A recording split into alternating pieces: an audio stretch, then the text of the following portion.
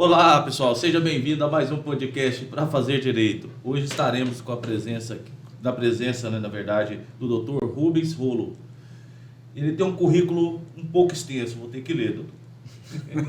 Assessor do prefeito, da Prefeitura de Belém, assessor do Ministério do Trabalho, analista do TST, procurador da República, procurador regional da República do Pará, né, e Amapá, juiz federal, juiz do TRE Pará e Amapá, diretor do Fórum da Justiça Federal 3 vezes, membro e presidente da primeira turma recursal e desembargador federal de Minas Gerais. Esse é o último cargo o qual ele está até hoje. Será que o cara tem uma história top, meu irmão? O que você acha? E se eu te falar a verdade, tu não vai acreditar. Isso aqui eu fiz um resumo. Esse é o resumo, né? Isso é um pequeno resumo. E você esqueceu de dizer também, né? Que você falou aqui antes de começar, professor Tênis, né? Não. E ainda para deixar ainda mais qualificado o currículo do homem, além de desembargador, professor de tênis particular, né? De vez em quando fica me dando os toques, me ensinando a jogar tênis. E aluno de xadrez. E ainda joga xadrez, né? Foi o que chegou mais próximo de ganhar aqui, porque eu sempre jogo um xadrez com o pessoal aqui, e o que chegou mais próximo de ganhar realmente foi ele. Mas vamos lá. Pessoal, hoje a gente vai tratar de direito criminal e a gente vai iniciar falando de pedofilia. Rubens Rolo, fica à vontade, pode iniciar. Eu atendi o convite do doutor Mauria e preparei assim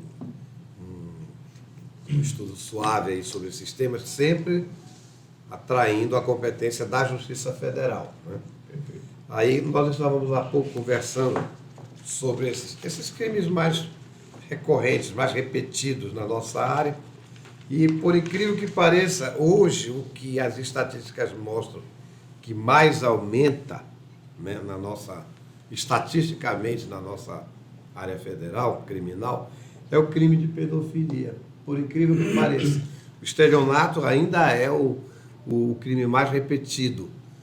Em termos de numéricos, são quantidades enormes assim, de estelionatos praticados a todo dia. Mas a pedofilia, estatisticamente, é a que tem crescido mais, entendeu? Agora, por quê? Porque se atribui à internet, né, a facilidade da transmissão das informações. E a internet traz coisas boas e coisas más. No caso da pedofilia, se tornou uma praga na nossa sociedade. Por quê? Porque o contato com o exterior, né, tem trazido material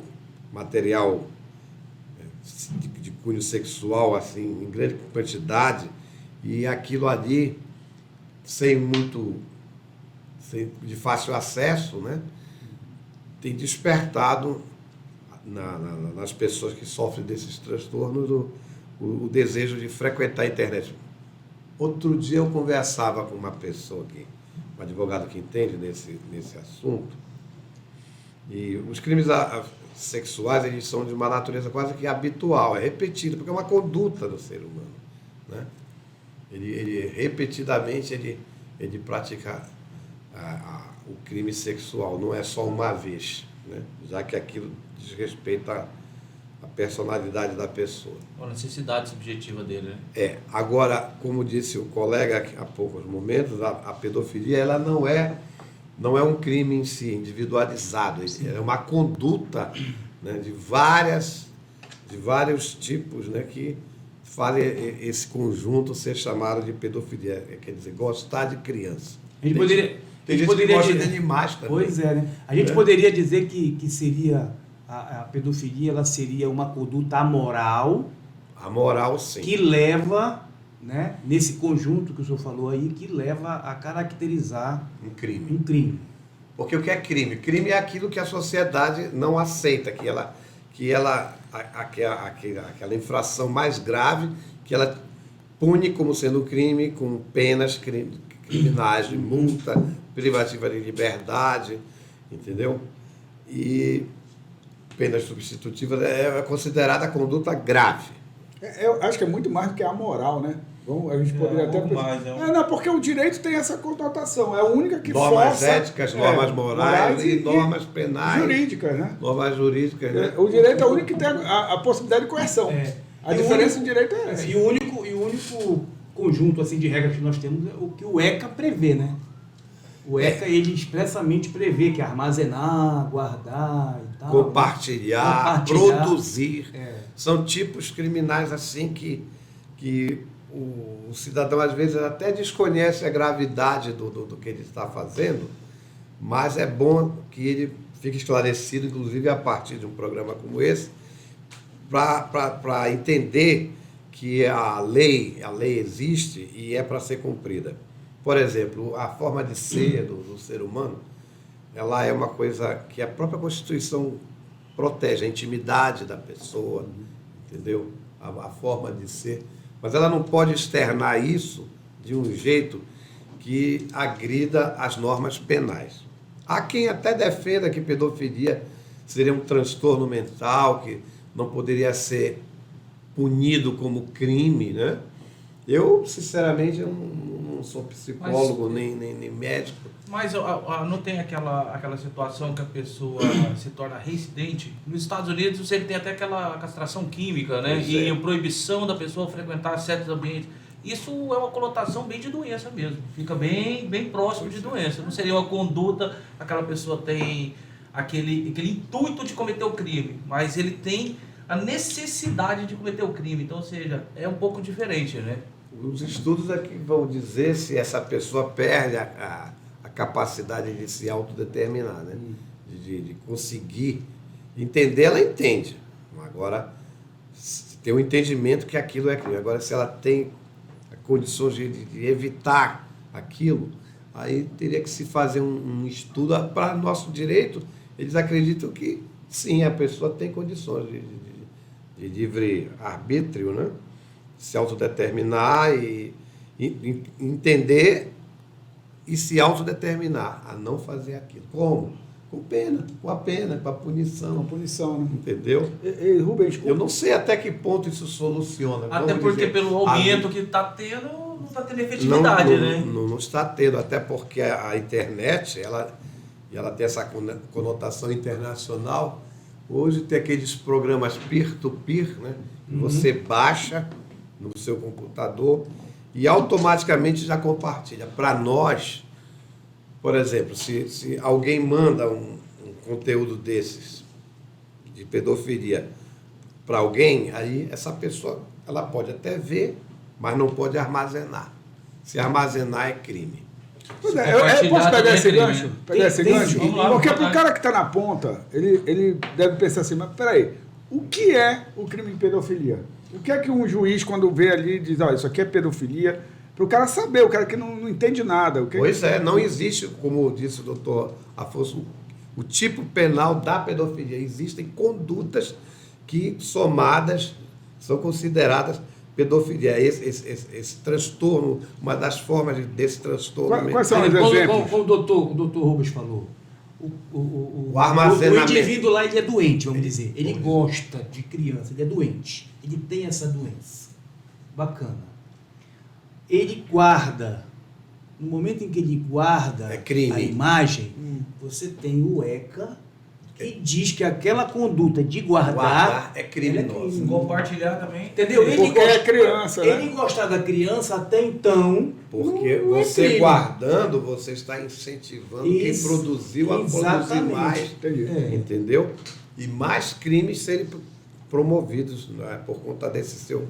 E aí ele começa a fazer ele começa a fazer o que o doutor falou. Ele conhece um amigo que gosta também. Começa a compartilhar. Aí ele manda. Ele começa. E que já é um crime mais grave. É outro crime ou continua sendo? Outro crime. Compartilhamento já é um outro crime. E na pedofilia se enquadra tanto criança como adolescente ou não? Porque são vários tipos penais, né? Existentes. Então vai ser só criança ou criança adolescente, vai depender do autor ou a vítima. A vítima. A vítima, por exemplo, é a criança e o adolescente, né? Mas aí é como se diz, até 12 anos, né, é considerado criança, né? Para o estatuto. Tudo que você fizer assim, com uma criança de 12 anos para baixo é considerado um crime grave, porque pela nossa lei,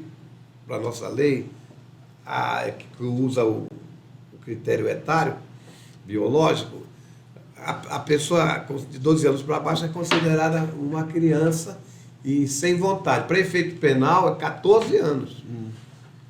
Criança até os 14 anos. Ela não tem condição do consentimento. De defesa, né? De se defender. É vulnerável. Eu vi até uma discussão de desembargadores sobre isso. Aí um dizia, não, mas às vezes é uma menina perdida, que já fez sexo várias vezes. Aí prevaleceu o entendimento de que o critério biológico é objetivo. É objetivo, não interessa. Você vai pagar pelo crime, mesmo que ela tenha já consciência não é consciência que ela para nós, prática, ela não tem, infelizmente ela tem esse hábito, entendeu? Você não deve mexer.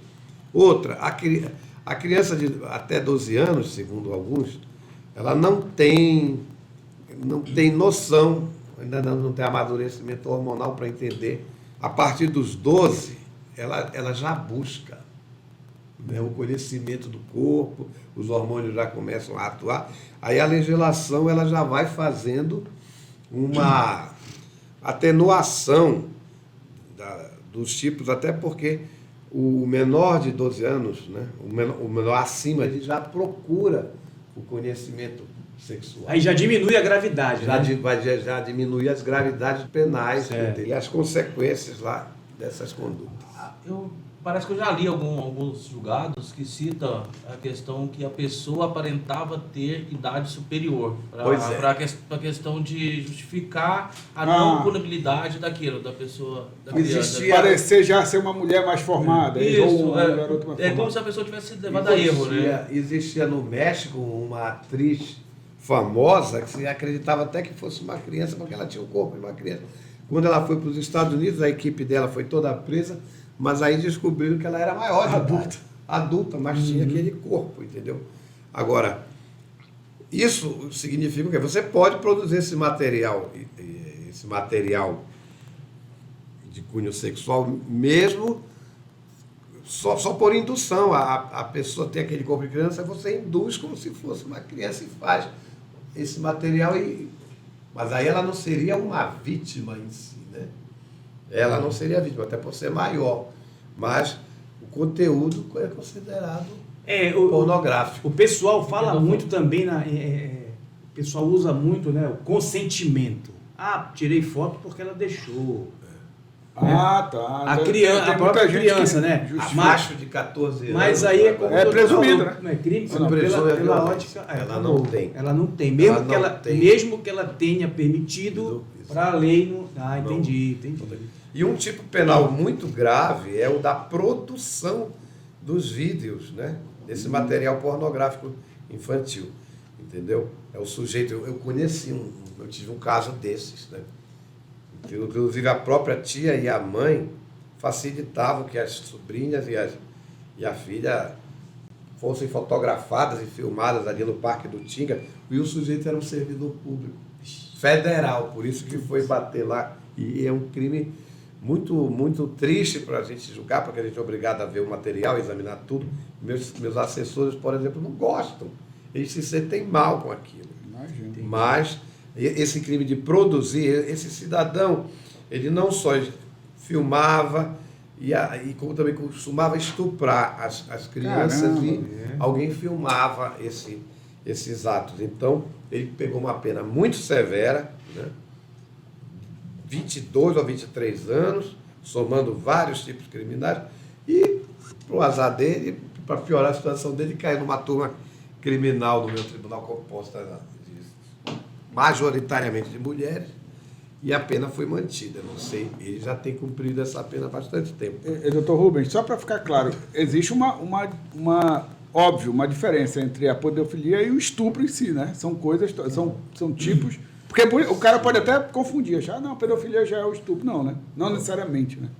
Na verdade é o seguinte, esses tipos, esses crimes sexuais, né, eles são bem delineados no Código.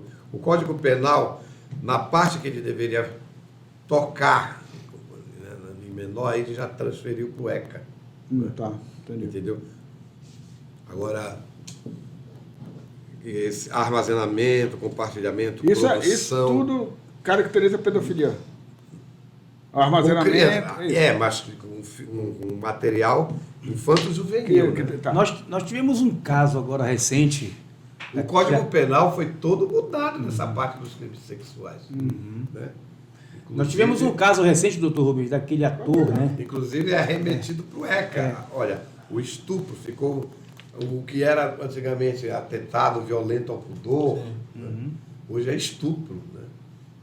E algumas figuras também que saíram do código. Por exemplo, o rapto consensual não existe mais. Sedução, né? Sedução não existe mais. Seduzir mulher honesta, menor, né, de 14. Não tem mais nada disso. Não existe. Mas por que não existe uma mulher honesta? Não é porque... Os tipos foram refeitos. Faz sentido, adultério, porque não tem mais. Mas é porque o adultério tem uma situação muito delicada que era o flagrante. Aí você cai naquela questão do constrangimento. Entendeu? Já precisaste tu arrombar uma porta de um motel para bater foto? Aí tu já submetia a terceira pessoa lá que estava envolvida. Bom, mas enfim. Os crimes sexuais, eles tiveram uma alteração muito grande, né? Para melhor ou para pior, doutor? Olha, separou o que era relativo a menores e colocou para o Estatuto da Criança e do Adolescente. E no Código Penal ficou aquela... Só para o maior. Os maiores, né? Talvez isso aqui ajude, né? Mas essa questão que o doutor falou no comecinho também foi muito interessante, quando ele disse que essas pessoas, né, elas mereciam fazer um tratamento, né? Há quem defenda que... mas ele falou... Mas é penalizado. Não, mas ele falou... Mas o doutor Rubens falou um negócio muito interessante, que é, por exemplo, tu já imaginas... eu fico imaginando aqui, não fugindo do tema da nossa conversa, mas, por exemplo, o pródigo. O que é o pródigo? Porque o pródigo antigamente, ele era declarado incapaz. Gastador. Tá, mas é bom para quem está ouvindo. O que é o pródigo? É o famoso esmeril. Aquele cara... O esmeril, aquele cara que tu coloca na mão, ele acaba, né? Mas o pródigo pode casar, o pródigo vota. Tá entendendo? Então, o Código Civil, ele precisou adequar, assim como o Código Penal fez isso, o Código Civil também precisou fazer. Então, hoje você, por exemplo, já fala no Código Penal de interdição parcial da pessoa. Quer dizer, o pródigo ele só não pode administrar patrimônio, mas o resto ele pode fazer.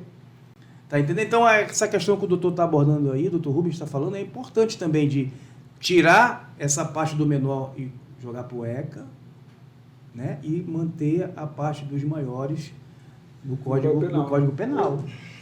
Essa pedofilia, doutor Alguma Rubens? coisa de crime sexual ainda ficou, né? Lá no Código Penal. A importunação, por exemplo, doutor Rubens, a importunação é para todo mundo, né? Não tem fator cronológico, não tem idade, né? Você pode importunar tanto o menor como o maior, não é isso, pô? Eu prefiro não opinar nesse momento. Eu acho que sempre dificulta. É assim, menor, mulher e idoso tem legislação própria, né? Que soma ao Código Penal. E aí mas, a gente tem que olhar... Mas a minha curiosidade, quando eu me referi a essa questão do ator da Globo, é que ele usou um argumento, doutor Rubens, Sim. que ele estava fazendo um estudo para um personagem.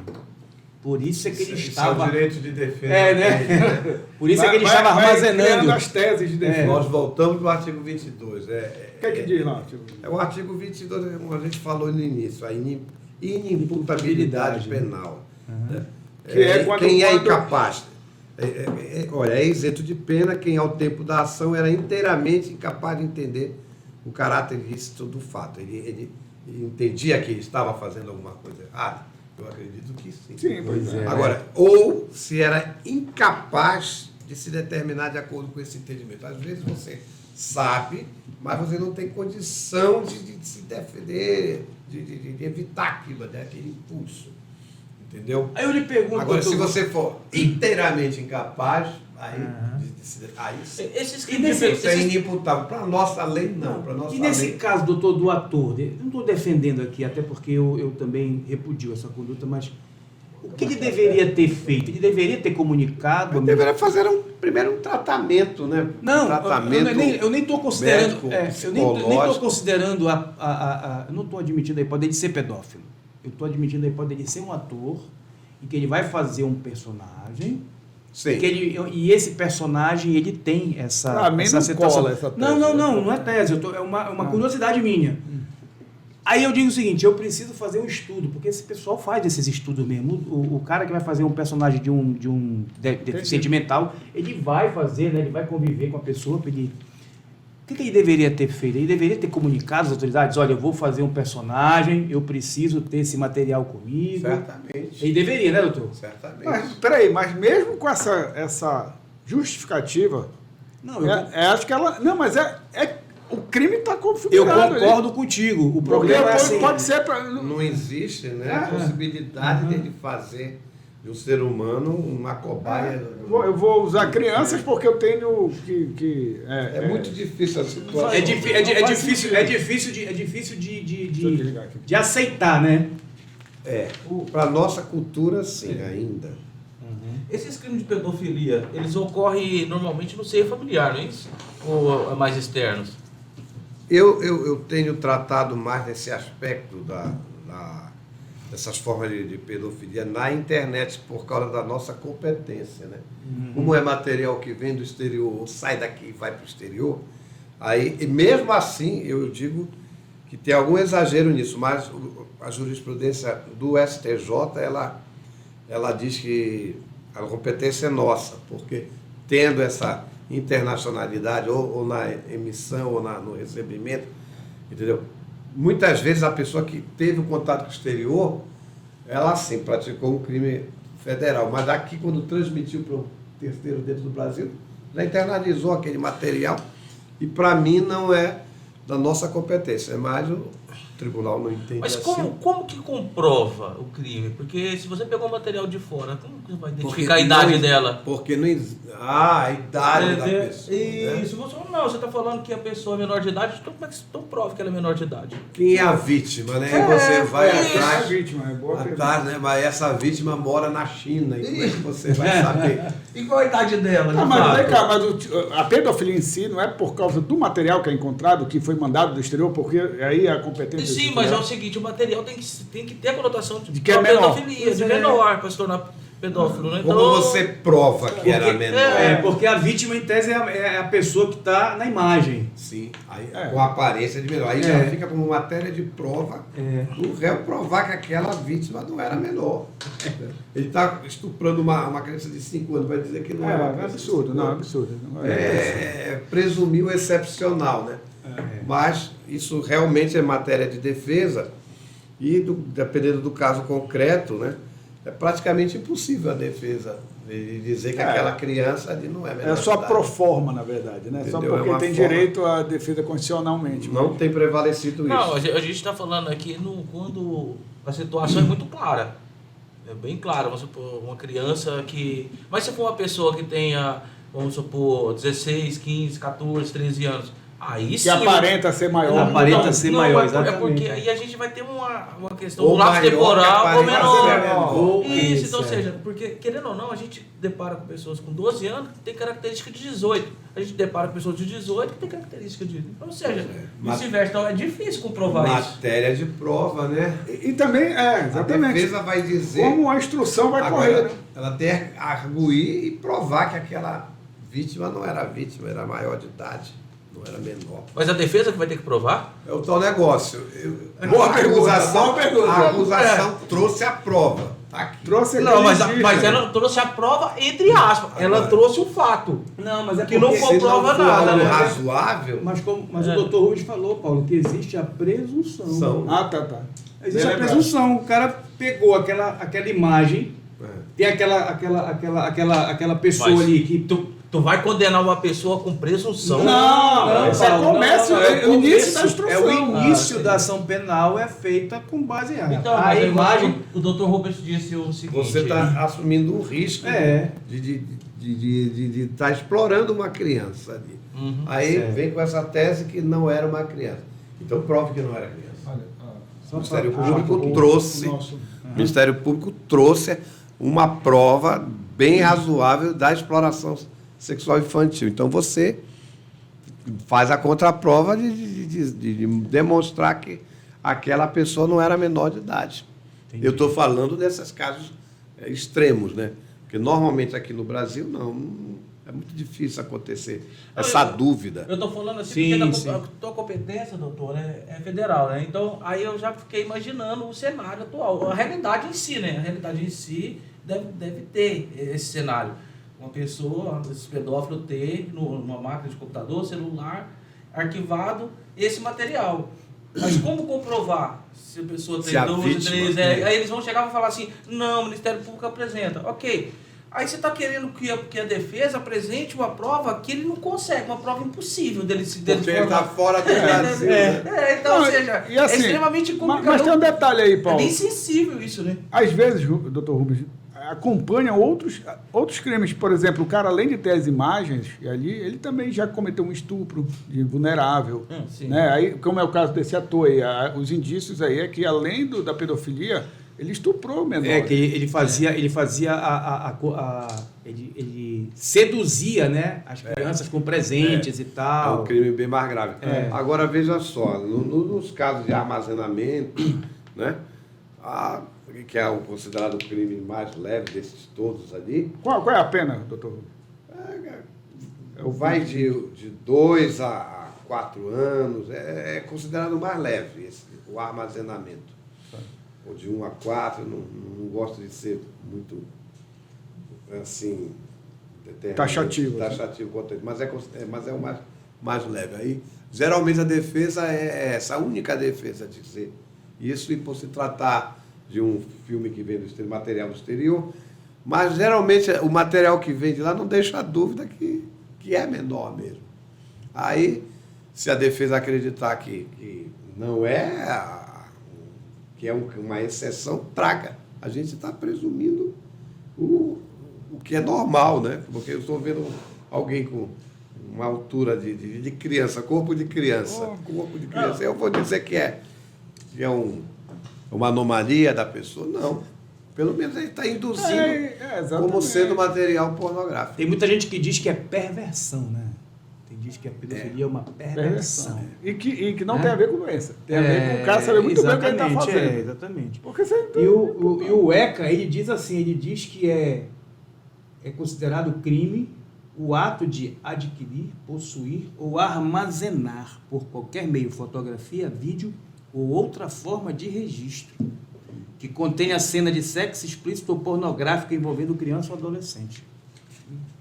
Tá. Os verbos estão bem claros. Bem amplo, né? Eu acho que o tema foi bem debatido. Só que eu não concordo com essa questão. Porque... a questão da prova, né? Porque eu me imagino defendendo a pessoa. Tá certo. Se chegar uma pessoa que tem um mundo probatório que ele está armazenando, compartilhando, explorando essas imagens, ok. Mas se for um caso específico, você já imaginou a situação que qualquer pessoa pode se passar? Eu recebi um vídeo aqui, aí guardei esse vídeo. Não é que guardou, ficou no armazenado. Tu nem guardado, ficou. Aí eles pegam esse celular, tu vai responder um processo derivado disso.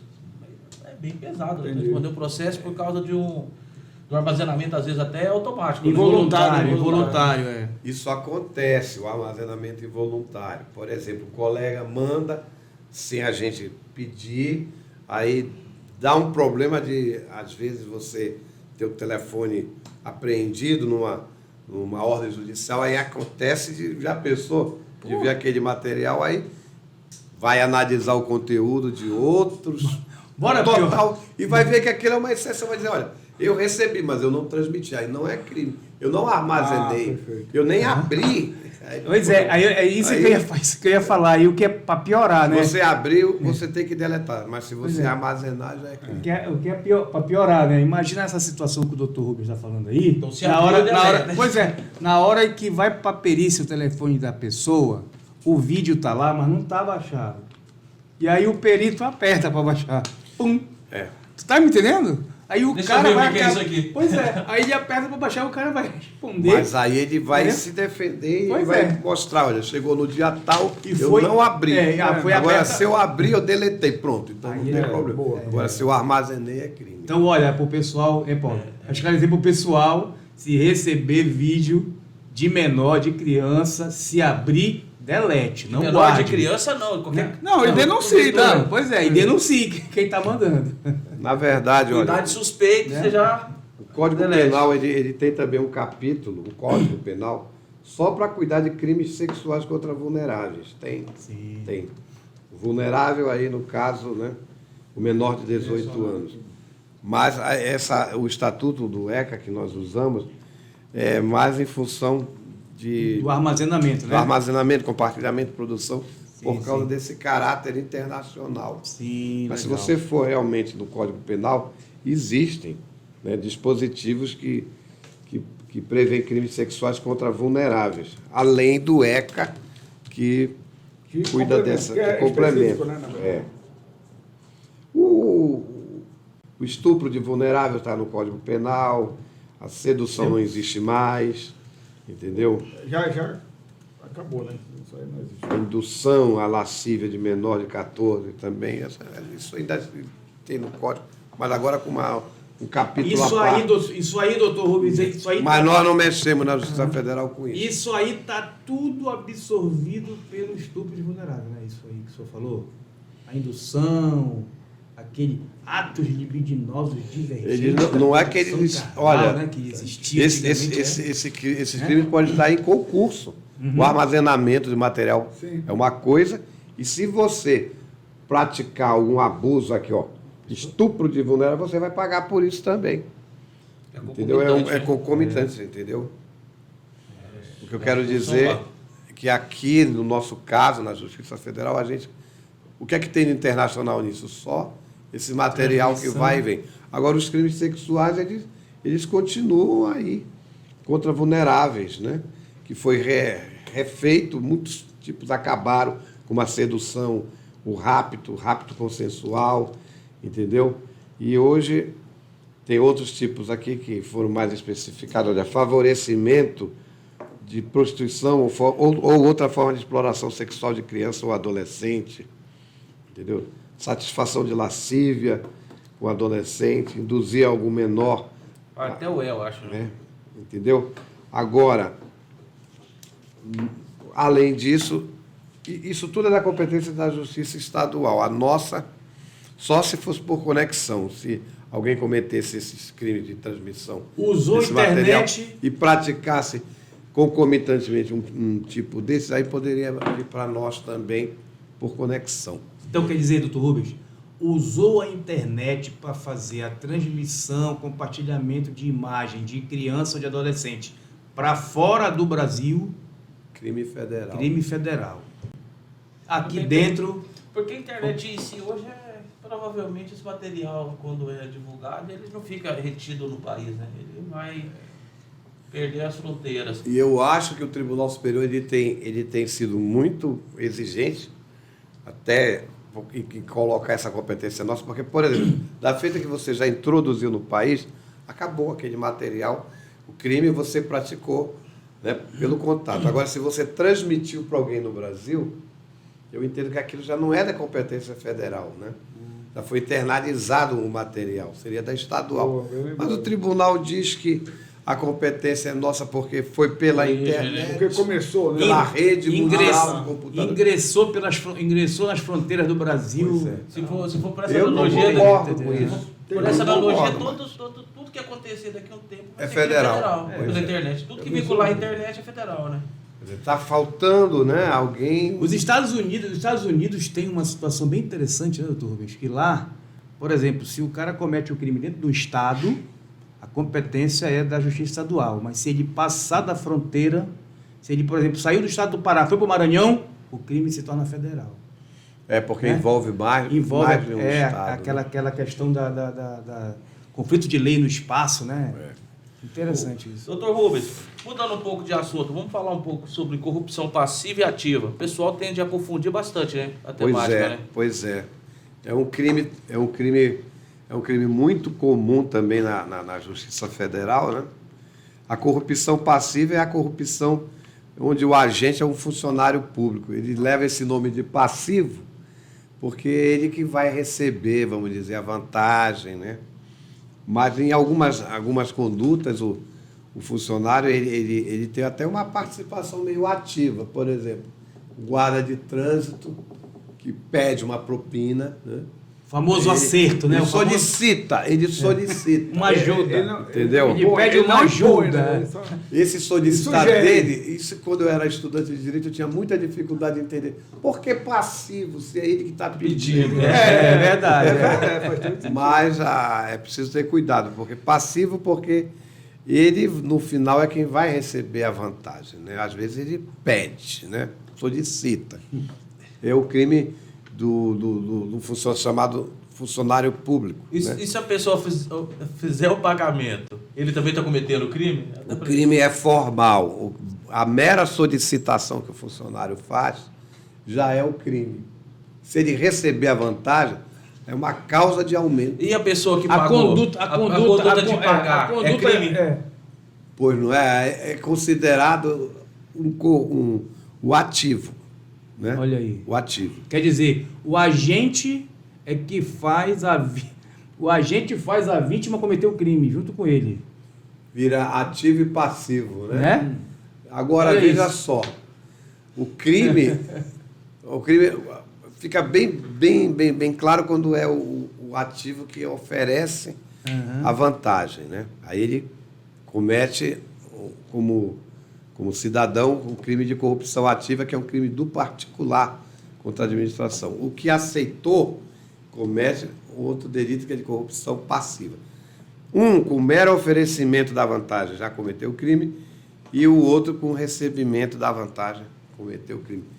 Eu já falei que tem outras formas também que, embora tenha esse nome de passivo, é o crime praticado por funcionário que às vezes solicita, né, a vantagem. E, doutor Rubens, só de solicitar ele já está cometendo crime. E aquele agrado do particular? Por exemplo, o cidadão chegou no cartório... Eu vou além. Então vai. Vamos lá. O pessoal hoje, principalmente na área política, eles tendem a maquiar essa situação, né? O que seria configurado como vantagem? Entendeu? Porque essa vantagem, ela é muito subjetiva. Eu posso liberar alguma coisa para você, te dar algumas vantagens, e você lá na frente, ou através de uma manobra, lembra disso, me levar outras vantagens, me dar algumas informações, me repassar. A vantagem não é só econômica, né? Qualquer vantagem. Qualquer vantagem. Um segredo, entendeu? Até, Paulinho, agora que eu entendi o que o doutor Rubens falou.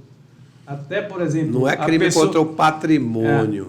Ele é um crime contra a administração pública. Pois é, o cidadão, por exemplo, ele te ajudou aqui, passou o tempo, aí de repente você hoje ocupa um cargo importante dentro da administração pública e tu te lembra daquela pessoa que te ajudou lá atrás, e aí de repente essa pessoa ela é beneficiada por ti. Isso poderia caracterizar, doutor Rubens? Bom. Essa lembrança? Olha, lembrou? Lembrei do meu amigo Laurinha. Não é. Mentira dessa. Me ajudou lá atrás, e abriu as portas e tal, e hoje eu consegui chegar onde eu cheguei. Vou chamar o Laurinha para ele também. Esse meu assessor aqui agora. Tá bem subjetivo. A gente não chega a tanto. Mas o que a lei, ela, em geral, ela é mais cara crachá, né? É o abuso da função pública, né, para você conseguir alguma vantagem, entendeu? Essa vantagem, às vezes, não é só financeira, não. Né? O exemplo mais acadêmico você é esse pede um emprego para uma filha e solicita, e em troca daquela vantagem facilita alguma coisa no serviço público, entendeu? Sim. O exemplo mais Conforme acadêmico, o exemplo mais pode- acadêmico realmente é esse aí do agente que, numa fiscalização, ele vê que você tem uma situação de irregularidade E começa a criar e ao problema. invés de te orientar, ele já vem com aquela conversa da punição e da solução, né? As penas para o agente público são muito graves, né? É mesmo A- para quem compra? Não, para o agente público, a principal é a perda do cargo, né? Tá. É a perda do cargo, né? Administrativamente, No crime. né? Mas criminalmente é a mesma pena para quem é ativo e passivo, é a mesma coisa. Vai de 2 a 12 anos, né? Tanto o ativo quanto o passivo. Olha, nós vamos aqui no artigo 333, 2 a 12 anos. A avaliação é muito Confissão grande, né? Ativa. 2 a 12 anos. Ativa. Entendeu? Ativa. Ativa. Na passiva é mais ou menos a mesma coisa. 317, 2 a 12 É a anos. mesma coisa. Entendeu? Quando é que piora, doutor Rubens? Agora é o seguinte, a mera solicitação já é crime, é um crime formal. Se você conseguir a vantagem, que você a troco dessa propina que tem para o funcionário, né, aí você consegue materializar aquilo é uma causa de aumento. Você está sujeito a uma causa de aumento obrigatória de mais 1/3 de pena. Eu não posso deixar de tocar nesse assunto aqui. Nós vimos aí em diversas reportagens umas certas situações aí que, inclusive, até a população estava denunciando, que certos agentes de trânsito estavam até com paquímetro para ver a espessura do pneu, né, em blitz e tal. Isso não é também um excesso que... Porque, na verdade, o objetivo dos agentes era... Mero abuso de poder. Aí já não seria, então, Ele abusando do poder dele, né? Aham. Mas o que eu Forçando. entendi na pergunta ele está criando dificuldade para vender facilidade. né? Exatamente. Fazendo No final, o que você tem que fazer? Se você está errado, se sujeitar à multa. E eu vou lhe dizer... Não se submeter à corrupção dele e nem O propor exemplo claro que ele disso seja é corrompido. o famoso selo que eles cortavam, né? O pessoal chegou eu a tive- filmar Não. o guarda de trânsito Eu tive, arrebentando o lacre. eu tive um problema. de selo para tentar Viu, forçar o Paulo? acordo. Eu tive um problema. Eu comprei um carro que era de um município próximo de Belém e eu não troquei a jurisdição. Sim. Não troquei porque eu não sabia. Fiz toda a transferência, transferi a propriedade do meu carro, mas aí a jurisdição continuava de trás, né? Então, quando eu mudei a propriedade do carro, ficou o meu nome e o meu endereço de Belém e o carro com O selo, e aquele selinho da cidade do outro município. lugar. Quando me pararam numa blitz, o cara disse assim, não, E é o selo baratinho. Pois né? é, poderia ter sido até aquelas situações orientativas, né? Olha, vou reter o seu documento, o senhor vai, saneia o problema e o senhor apresenta o carro em tanto tempo, em tal lugar e tal. Mas o cara queria guinchar o meu A carro gente por conhece conta do... essas histórias, mas para isso, né, o cidadão também ele tem que andar dentro da lei e não se submeter. Exatamente. Mas aí, doutor Rubens, o que aconteceu foi o seguinte, eu disse, mas rapaz, tu vai guinchar o meu carro por causa de um selinho que custa, acho que 15 Pois reais, é. 20 reais? Não, mas o guincho já está aí, não sei o que mais e tal. Mas a gente pode resolver o problema. Sim, eu nunca dei nem Entendeste? um centavo e também nunca vou dar. Porque isso incentiva, né? Rubens, É verdade, acaba... Mas a gente pode dar um jeitinho. Isso já é corrupção, né? O cara, quando ele já... Está solicitando. Quando Já ele, tá solicitando. quando ele diz isso, já está configurado. Ele está dizendo que ele quer alguma Tem vantagem. até uma Eu já piadinha. colocaria como- Né? Tem até uma piadinha, né, doutor? Uma Rubens? Tem até uma solicitação. piadinha de uma situação dessa do cara que vai dar o agrado, aí ele dá uma nota de 50, né? E o bichinho dá leãozinho, leãozinho, né? É uma onça. Aí na verdade, quem está fazendo a corrupção passiva, né, que está recebendo, aí ele canta a música, né, quem dera fosse um peixe, ou seja, não é 50, é 100. Porque a nota de 100 é um pirarucu, né? tem essa situação também. Mas olha, tem formas, né, de corrupção agravadas, né, como é o caso da concussão, aquele servidor que ele já exige, né? Ele exige a vantagem, aí esse tem uma pena bem maior. Concussão, Entendeu? né? A concussão é essa corrupção em que o servidor ele ameaça, ele diz, olha, me faz isso. Eu não libero o dinheiro aqui É. da licitação. Já pensou? Concussão é mais grave. O pessoal comenta muito isso na área criminal, né? Sim. Inclusive, a gente já viu algumas reportagens de pessoas que filmaram, né, pedidos de autoridades policiais para resolver o problema da pessoa, né? Mas aí eles usam muito a extorsão. Seria concussão, doutor Rubens? Extorsão, no nosso caso, de crimes praticados pelo servidor contra o particular, ele não leva esse nome de extorsão, ele leva o nome de concussão. Né? Concussão. A extorsão entendi. É bom até um crime contra o patrimônio, né? Praticado pelo particular. Sim. Né? Aí está me extorquindo. Né? Aí é o O particular. particular que é o ativo, né, na extorsão. Quando é o funcionário público, se chama de concussão. Concussão, Que é a forma aí considerada. Agora também está tudo quase com a mesma pena. Concussão ficou com 2 a 8 anos. E antigamente era. E ele às vezes ameaça também. Ó, exigir pra Olha cima. como é. Eu acho 2 a 8 anos, a pena é menor, né? Não, mas eu acho interessante O a máximo variação de pena, sabe? Eu até marquei aqui, porque uma variação de 12 a 12 anos para a mesma conduta é uma variação de pena muito grande, né? Porque tem casos de corrupção muito grave, muito né? graves, por exemplo, em grandes licitações do governo. Aqueles 51 milhões que acharam no apartamento, né? Aí o juiz ele vai graduando a pena de acordo com a gravidade da situação também. Né?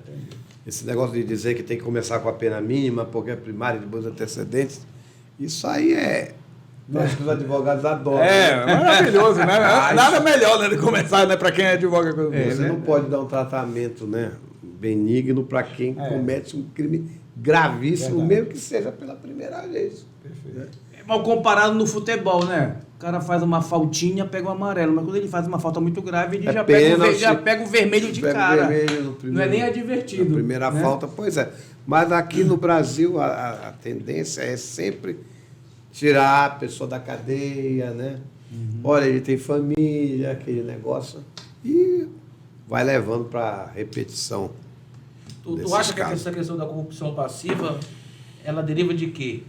Tipo assim, a origem mesmo dessa corrupção. O que tu acha aqui no Brasil? Muitos tratados sobre corrupção.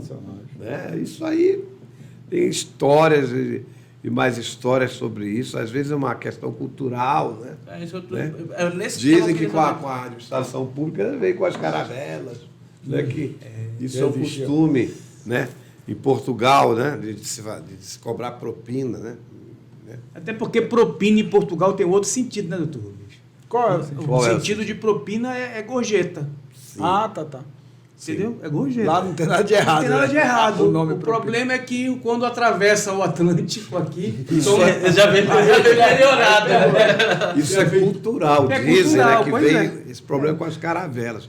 Que a estrutura portuguesa de administração pública era, né, sujeita a muita corrupção. Olha, os cartórios, há não muito tempo, né? Os cartórios, eles não eram nem públicos, eles eram privatizados. O governante dava para um protegido dele um cartório, né? Corrupção ativa. Não, corrupção passiva. Uma porta aberta para todo tipo de Era corrupção. analisado, né? Por exemplo, os cartórios judiciais do Fórum Civil Estadual, a gente sabe que ali era moeda política. No passado, né? No passado era moeda política. Eu porque tinha só vergonha de frequentar aquilo ali. Só quem era era o tratamento que eles davam os titulares dos cartórios, a maioria dos titulares dos cartórios eram pessoas de famílias nobres, de políticos, porque eram agraciados pelos governantes. E como o Dr. faziam Rubens está daquilo falando, meio de vida, né? De sobrevivência. de acordo com o padrão que eles quisessem ter. Exatamente. Então, olhava que grande você patrimônio, né? queria enriquecer. Cobravam de acordo com a cara da pessoa que chegava lá. E até hoje ainda existe um resquíciozinho disso, mas está acabando, né? Graças a Deus. Eu acho que o país, ninguém entende o Brasil. Olha, o lugar onde o juiz ganha menos que um oficial de registro de imóvel, né? Por aí você vê. E professor, então? E professor? E o professor? Esses cartórios, eu tenho frequentado às vezes no interior, porque eles fizeram alguns concursos, né? A pessoa faz o concurso e consegue o cartório, ok. Só que ele não fica. Ele pega... Dá para o substituto contrata, e vai morar no Rio de Janeiro. Ele diz, olha, todo mês... É um arrendamento. Né? Mas, Paulo, isso é um risco do caramba. Por quê? Pô, qualquer coisa é ele que responde. É o cartorário, não é um cartório. É a pessoa que doutor assume Lauri, o a cargo. pessoa que ele coloca lá Sim. é uma pessoa de Aí, extrema se ele confiança. tiver uma gestão boa... Não é sugestão. Não mas é... perde a E hoje, finalidade, né? e hoje com a internet de lá, o cara está Com controlando dinheiro tudo. que chega, não tem porquê. E O outro aqui... Né? Mas não perde a finalidade da questão do concurso. O concurso não é para pegar uma pessoa preparada e colocar à frente do negócio. Mas não tem exigência na lei que impeça o cartorário de fazer isso. Só para Exatamente. lembrar, porque o servidor tem que ter a lei que proíba, né? O servidor ele é obrigado a bater ponto. E o cartorário? O cartorário não tem esse controle. Então, não, mas essa que é a colocação, entendeu? Que a pessoa faz um concurso, ela não faz um concurso para trabalhar. Ela faz um concurso para ganhar um negócio. É isso. Mas é isso verdade. E para responder pelo negócio também. poderia Não, mas- acabar facilmente, desde que o próprio tribunal exigisse o ponto do... Mas, qualquer pessoa que abre qualquer Olha, empresa hoje, ela é responsável pela empresa. O magistrado não tem que dormir, não tem que residir na comarca agora. É uma Exatamente. exigência Pois é, tem que- a Loman tem- O da faz. primeira não pode. instância, eles estão Né? dizendo, da segunda instância não. Mas eu acho que da segunda também tem Pois que é. morar. Aí o que acontece? Essa exigência, essa determinação também deveria alcançar Os oficiais, os cartabeliães. residir na comarca. Pois é, mas aí Não você tem- vai mexer com É uma isso. lei muito frouxa e acaba possibilitando esse tipo de coisa. Paulo. É uma visão, Infelizmente, né? né, bem antiga, portuguesa, da coisa pública, né? Que a gente vai ter que se servir e não servir ao público. Mas isso... Também, né, aos doutor? poucos, Quem só né? veio para cá, quem não prestava, né? A sociedade portuguesa era a sociedade mais Era elitizada. punição vir pro Brasil. Era a sociedade mais elitizada, rapaz, da Europa. Era a sociedade portuguesa porque a escória estava toda para cá. Aqui era o lugar onde os degradados vinham.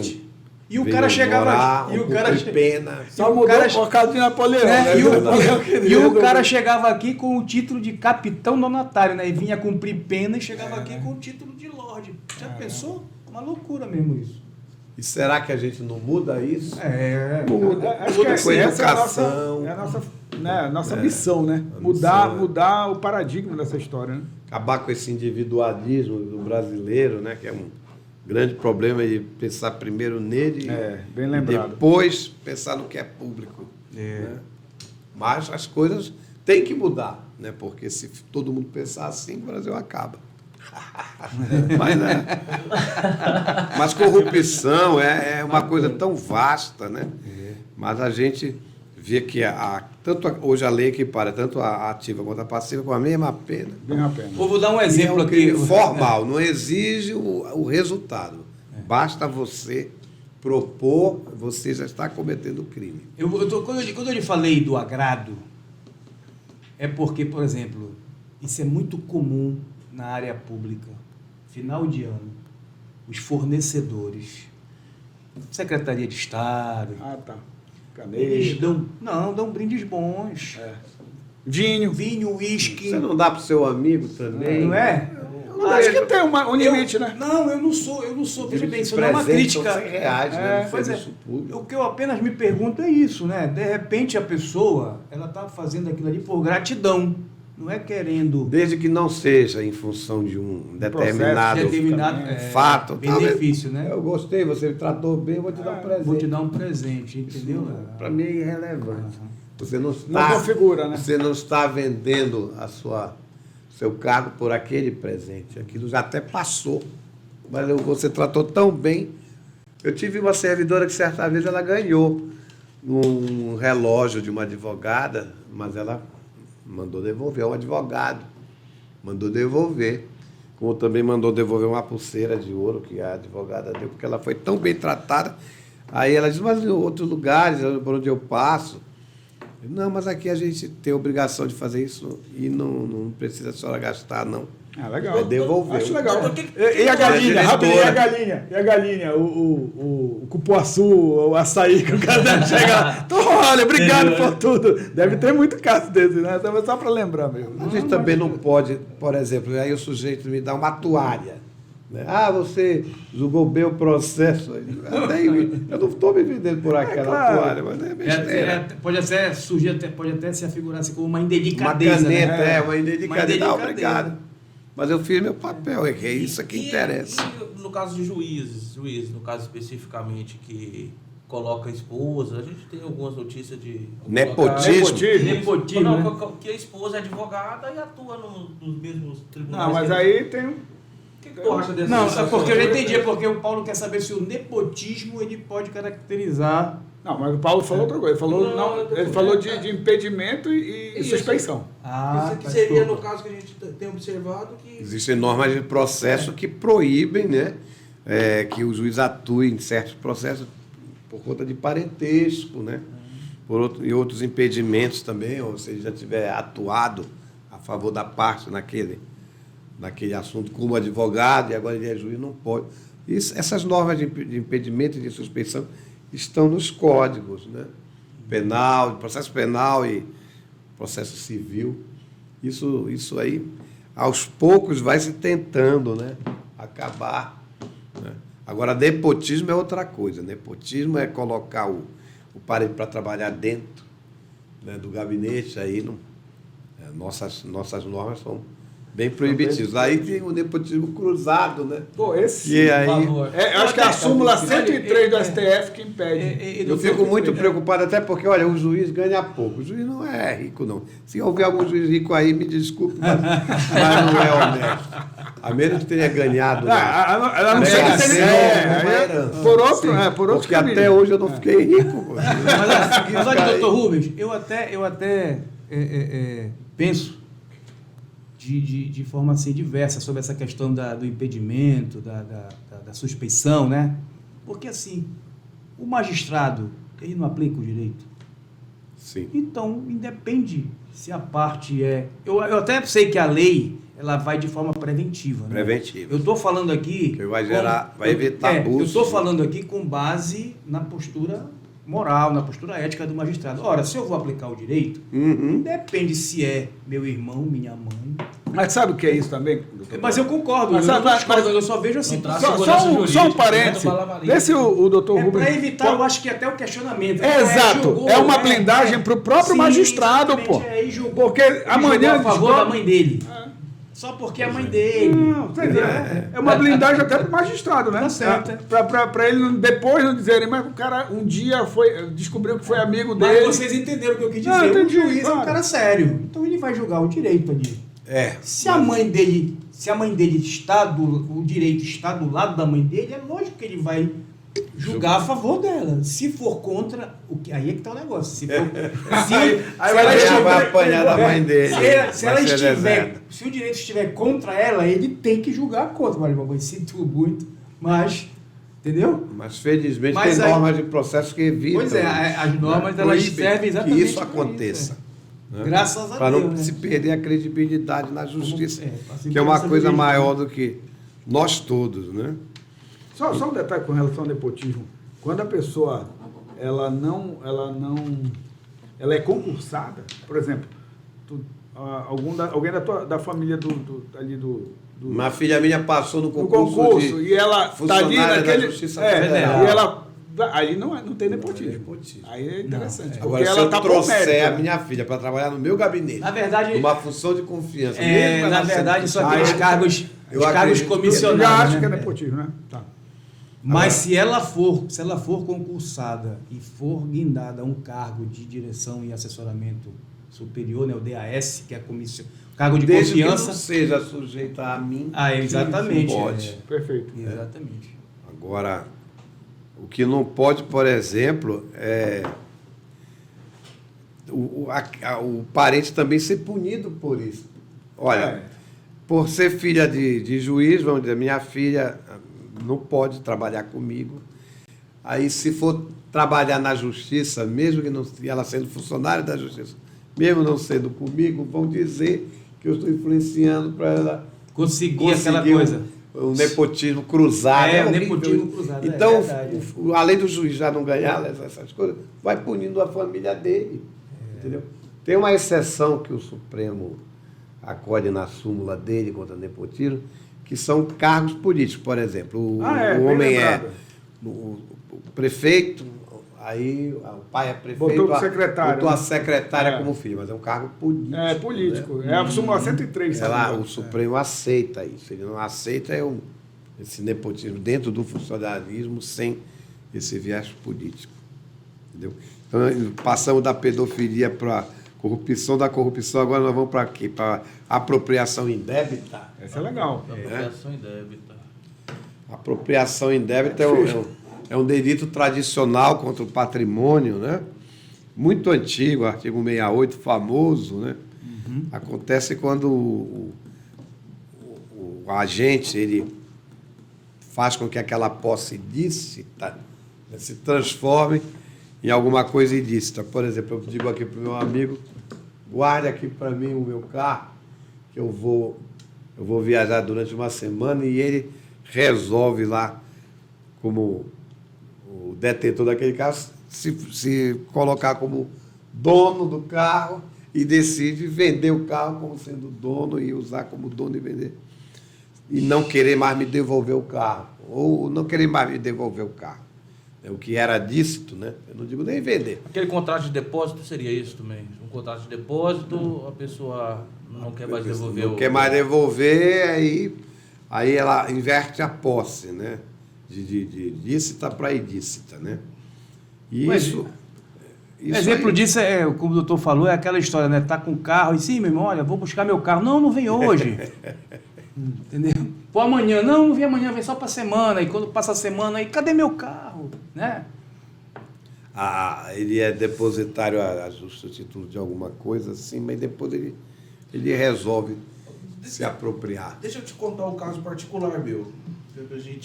Até pra gente entender bem. Contextualizar. Sempre consulta. Eu deixei um carro para arrumar. Eu lembro, até cheguei a comentar com o senhor lá. Aí esse carro que eu deixei para arrumar, o indivíduo que estava para arrumar pegou esse carro e saiu com ele. E bateu esse carro. E quando eu fui buscar o veículo não estava mais no local que eu deixei, estava em outro local. Ok, aí fomos fazer o boletim de ocorrência. Mediante o boletim de ocorrência, na hora que estava fazendo o boletim de ocorrência, apareceu o advogado e o indivíduo o qual tinha deixado o carro com o veículo. Porque a gente tentou qualificar ele como apropriação indébita, né? Já visto que o veículo não estava lá. Ele não quis devolver o carro? Não, ele devolveu lá na delegacia, rapidamente. Mas o fato dele devolver esse veículo lá, desqualifica a apropriação indébita ou a apropriação indébita já tinha sido qualificada quando ele pegou o veículo e saiu sem autorização? Pois é. Agora tem que ver o caso concreto. Se ele só queria usar, né, sem a intenção de se apropriar, o que a gente desclassificaria da apropriação indébita, né? Aquilo ali seria o quê? Bem lembrado isso. Né? Crime de dano? Não, ter o carro. Porque seria ter essa intenção, né? O que é importante ficar, né? Querer ficar com o bem. É o ânimos, reincipiamente, aquele ânimo de ficar. Ânimos possidente, né? Aquele de ânimo ter a de posse, ficar com o que não é Tem que dele. explicar, porque o pessoal não sabe o que é isso. Ânimos possidente, gente, é ânimos de querer ficar com a coisa, entendeu? É a intenção de pegar coisa que não é, que a coisa é sua e dizer que é minha e não querer mais te devolver. No caso do seu mecânico aí, ele facilmente provaria que não houve crime. Houve o quê? Acho que na esfera civil, sim, o dano material pela batida, né? Dano material. E talvez... O dano moral. No caso dele, eu consegui moral por causa do carro. Eu consegui dar uma coisa na área criminal porque não tinha carteira. Não tem nada a ver com a ideia. De trânsito, na verdade, que eu consegui. Na verdade, pelo menos isso. Isso acontece muito, né? Você foi vítima, né? de um dano civil. Agora, antigamente, quiseram, no Código Penal de 69, que nunca entrou em vigor, criar a figura do furto de uso. Né? Um furto de uso. Furto de uso. É um tipo interessante, né? Furto de uso. Porque o ladrão, ele furtava seu carro, usava para o que ele quisesse, fazer assalto, e depois devolvia, ou no mesmo lugar, ou em outro lugar te avisava. Para fugir do tipo do furto. Mais grave. Né? Que aí dizendo, não teve a intenção, seria o quê? Um dano civil. Mas não vingou isso, né? Não vingou, né? Não vingou. Mas ainda tem gente até que absolve o cidadão. Certos ladrões, eles costumam devolver o carro, né? Para caracterizar o furto de uso, e ainda até hoje existe isso, entendeu? Não é aquela figura, como é o nome, doutor, pelo amor de Deus, é o arrependimento eficaz, né? Roubou, usou, devolveu. Aí depois, meu Deus, o que eu fiz? Olha, tá aqui, tem um carro de volta. Mas aí tem a pena, né? Nesse caso teve o roubo, né? Teve... O roubo é armado, uma situação de violência, mas nesse furto de uso é interessante, né? É porque desqualifica. O tipo penal não existe. Porque o furto é subtrair coisa alheia móvel, né? Com ânimos de porque a finalidade, né? Olha só, com ânimos definitivo. Aí ele devolve o carro, não tem bota ônibus, na frente da sua casa. Não tem o ônibus definitivo. Manda telefonar, olha, tá ali do lado.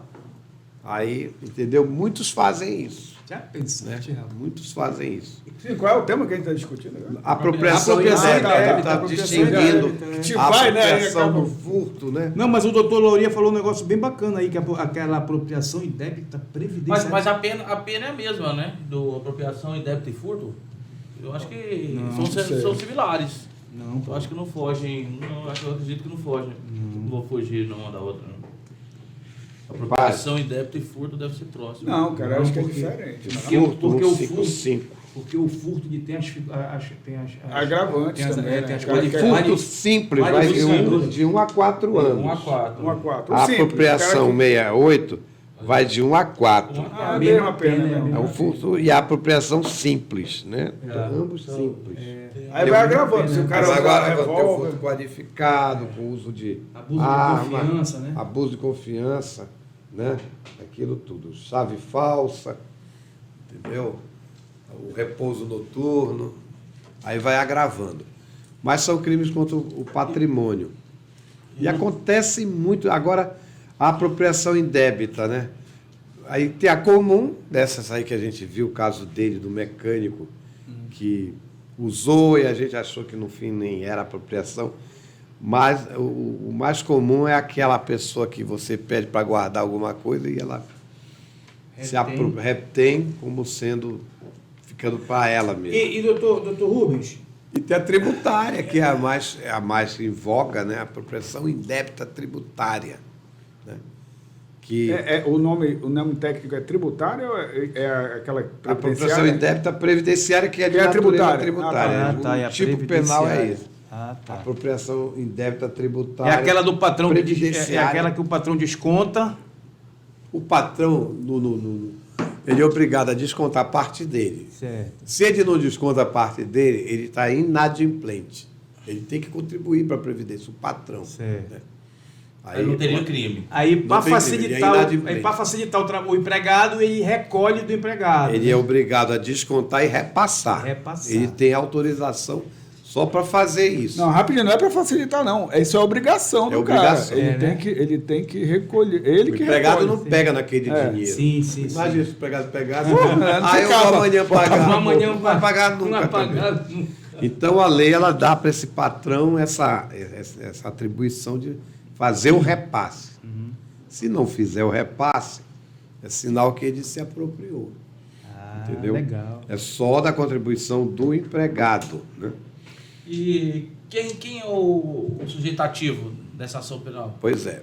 Nas empresas tem vários sócios. Né? Sim. Qual é a matéria de defesa deles normalmente? Dizer, olha, eu sou sócio, eu tenho 30% do capital, mas eu não atuo na administração da empresa.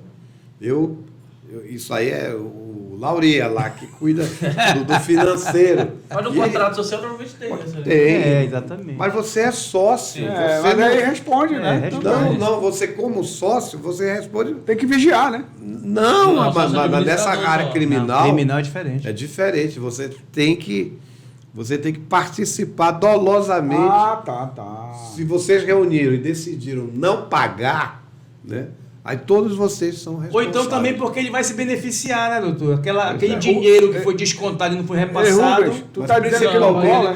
Não Não, cola dizer que eu sou sócio minoritário? Tu diz que não cola essa tese? Cola se você provar que você não atuou naquela sonegação, entendeu? Naquela Se você não é apropriação. administrador. Por exemplo, se tem no contrato Você social... pode ser sócio, mas não ser administrador. É. Principalmente naquelas sociedades familiares. Um irmão mora no Rio, o outro mora aqui. Esse administra. Esse aqui é que tem o dever de Esse tema. repassar para a Previdência, entendeu? O outro lá, a menos que o daqui prove que o outro também autorizou, aí é outra coisa. Mas Esse tema vai deixar os empresários todo mundo ligado, né? Nessa situação. Com certeza. Vamos lá, doutor, como funciona de fato? Vamos lá, a pessoa não repassou os valores que deveriam ser repassados como pagamento, ok? Aí teria uma cota parte que seria dele e uma cota parte que seria do empregado, que foi descontado do empregado, ok? A cota parte que era dele não vai configurar crime, ok? inadimplência, né? Isso. Ele não pagou. Aí, já a cota parte que era do empregado configura crime de apropriação indébita, haja vista que esse valor era direcionado ao INSS. O dinheiro não é dele. Isso. Então vamos lá. Aí evoluindo. Essa pessoa chegou, não fez esse repasse. Quem vai entrar com ação contra ele? Qual o órgão? Vamos para a Caixa Econômica, que tem a prerrogativa. Quem tem a prerrogativa? O INSS. O INSS quem é? É, bem lembrado. Ele é o representativo. Ele vai fazer um lançamento, né? Uma ação fiscal lá na sua empresa, aí vai levantar o débito todo e vai intimar para pagar. Se você pagar, né? Aí que tem o negócio. A legislação vem mudando, né? Mas aí nós vamos ficar pelo que hoje está em vigor. Entendeu? O Supremo Tribunal Federal vinha julgando inconstitucionais algumas leis que sempre facilitam para o empresário a quitação do débito com a consequente extinção da punibilidade. Pagou, não é Pagou, condenado. extingue tudo, acaba com tudo. Aí a Procuradoria da República, o Ministério Público Federal, com aquele processo que vinha se arrastando há anos, né, era um tiro na água, porque Ou seja, ela fazia um trabalho de cobrador, o Ministério Público fazia um trabalho de cobrança, ele era o cobrador, Quando tu fala pagar, metendo pagar, medo, né, também, né? no empresário e o empresário, e ao mesmo tempo incentivando o crime, porque essas legislações que extinguem punibilidade, elas dizem assim, olha, eu não vou pagar, mas na hora que eu for descoberto, eu pago também a pagar tudo, entendeu? No início? O correto, o comum ficou assim, não vou pagar, aí pronto, e se eu for apanhado, aí eu pago, extingue a punibilidade. O Ministério Público foi até o Supremo, né, para acabar com isso, e a legislação veio mudando, até se chegar, né, no patamar de hoje. Agora, né? doutor Rubens, é aquela história, né? Mas qual que é o patamar de hoje? Você, antes da ação fiscal, se você confessar lá o pagamento, declarar, confessar e efetuar o pagamento, antes da ação fiscal, quer dizer, não é na ação de execução fiscal, antes da ação, da fiscalização lá, aí extingue a punibilidade. Agora, se depois do INSS já lançar, né, executar, e você resolve pagar, aí você não vai ter a punibilidade extinta. Quita o débito, mas responde criminalmente, né? Você vai responder criminalmente, quita o débito, mas com aquela situação atenuada, Sim. uma espécie de arrependimento posterior, entendeu? Com aquelas causas de redução de pena. Então, a diferença é essa. Agora, se o crime foi praticado na época em que não havia ainda essa alteração, né? Aí sim. Tu sabe quando foi essa alteração? A alteração, olha, tudo demora, né? Mas essa alteração foi de 2000. Lá por 2000, a Lei 9983 de 2000, então todos os crimes praticados depois de 2000, que a gente vê, corre por aí, esses crimes não extinguem a punibilidade, né? Você tem apenas uma causa. Qual é a prescrição desses títulos? Olha, criminal. a apropriação indébita previdenciária, ela tem a pena máxima de 5 anos, então o prazo de prescrição é de 12. 12, né? Então, de 2000... Aí falou o juiz de 29 anos. Porque às vezes, mas também às vezes a ação é muito antiga, enquanto... Olha, outro dia eu achei engraçado que foi um frigorífico, né? Ele impugnou lá um lançamento administrativo, uma ação fiscal lá no frigorífico, que o Ministério Público dizia que esse frigorífico estava usando notas fiscais de um outro frigorífico que não funcionava, uma confusão toda. Aí, essa discussão na área administrativa levou 15 ou 16 anos. Para vocês é muito, mas para nós não é. Era uma ação tributária, uma fiscalização muito complexa, deu uma dívida de uns 30 e poucos milhões de reais. Aí pronto, aí começou a execução fiscal, né, da dívida ativa e a ação criminal, depois de 15 anos. Mas por quê? Porque é súmula do Supremo, enquanto não constituído definitivamente, né? Quer dizer, enquanto não julgado aquele lançamento administrativo, né? Então, definitivamente, e aquilo levou anos, era uma coisa muito grande, a prescrição não conta. Então, depois de 15 ou 16 anos, começou a cobrança na área civil e a ação penal. Aí o advogado entrou com uma petição pedindo para que eu suspendesse a ação criminal, porque ele estava discutindo o débito numa ação ordinária. Aí eu disse, meu amigo, olha, agora está correndo a prescrição, já tem 15 anos de suspensão aqui, né? Suspensão. Agora, você quer que eu suspenda a ação penal, aí durante esse tempo vai correr a prescrição. Se ali na área administrativa, que era mais rápido de entender, que todo mundo conhece, né, o que está se passando, levou 15 anos com recurso até para conselho de contribuinte. Imagina aqui comigo, né? Daqui eu vou morrer e isso não acaba, porque depois está sujeito a um recurso.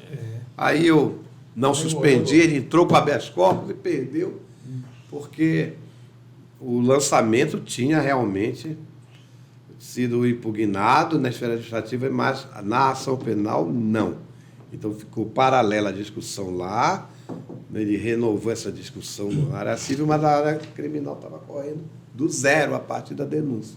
Com essa pena de 5 anos com prazo máximo de 12 de prescrição. Doutor Rubens, isso é muito comum, entendeu? Tem uma consequência grave, né, para o trabalhador, porque esse período que não é recolhido não conta. Não conta para a aposentadoria. Calma. Essa parte é muito...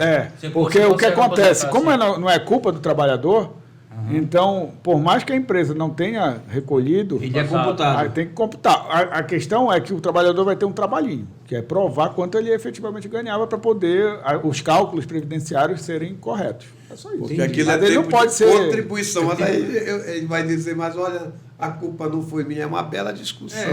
Porque também tem que policiar isso, né? Ele é o maior prejudicado. Mas... coitado do INSS, quem vai tomar prejuízo ao INSS? Sempre. Isso acontece na Justiça do Trabalho. O cara não recolheu, não é na Justiça do Trabalho que o cara discute INSS, é na Justiça Federal.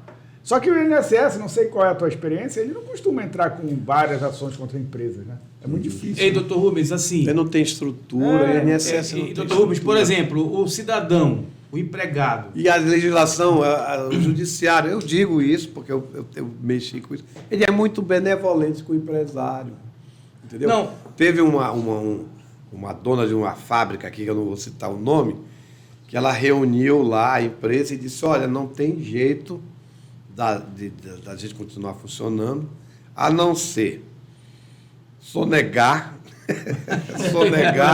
Foi bem sincera, né? Foi bem sincera. E posto de renda e contribuição previdenciária. E eles fizeram isso durante 10 anos e foi uma fortuna. Entendeu? Aí, quando eu julguei o processo criminal, eu condenei essa cidadã a 10 anos de cadeia. Pena máxima, mais umas causas de aumento, certinho, que foram os 10 anos de sonegação dela. Foi para o tribunal reduziu para 4, que já permite a substituição da pena por outras Mas ela tomou um susto, né? Mas a justiça não é feita para dar susto. Só para esclarecer, mas olha o prejuízo que ela deu. Quando permite diminuição da pena, é só para o pessoal entender que o cara não vai preso, né? Só para ficar claro. Quando mostrar 4 anos, a pessoa não vai preso. Agradou lá gregos e troianos, agradou o Ministério Público, que chegou a ver a ré condenada, mas uma pena leve, entendeu? Que ela vai substituir por prestação de serviços à comunidade e talvez uma pena pecuniária bem insignificante em relação ao prejuízo que ela deu. Agora, o prejuízo que ela deu já vai gerar uma execução fiscal contra ela, que eu não sei se ela vai pagar.